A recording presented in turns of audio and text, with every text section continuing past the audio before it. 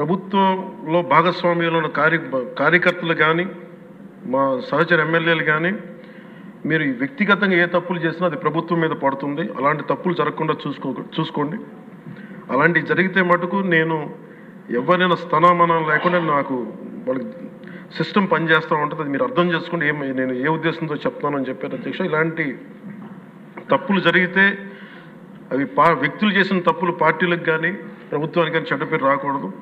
దాన్ని ఎలా హ్యాండిల్ చేసుకోవాలో జనసేన పార్టీ తరఫు నుంచి నేను మా వాళ్ళందరికీ కూడా ఒకటే తెలియజేశాను.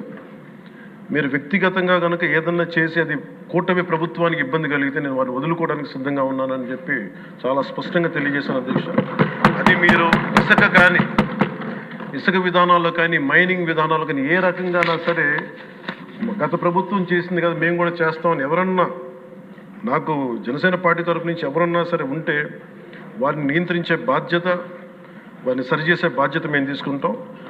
అలాగే ఈ క్రమంలో తప్పులు చేస్తే విధి నీతిలో ఒకటి చెప్తారు. ఒక గ్రామం కోసం ఒక కుటుంబాన్ని, ఒక రాజ్యం కోసం ఒక గ్రామాన్ని వదులుకోక తప్పదు. అలాగే నాలాంటి వాడు కూడా తప్పులు చేసిన అధ్యక్ష చాలా నిస్సందేహంగా నాలాంటి వాడిని కూడా శిక్షించాలి అధ్యక్ష. అలాంటి బలమైన సంకేతం ప్రజలకు పంపించాలి అధ్యక్ష.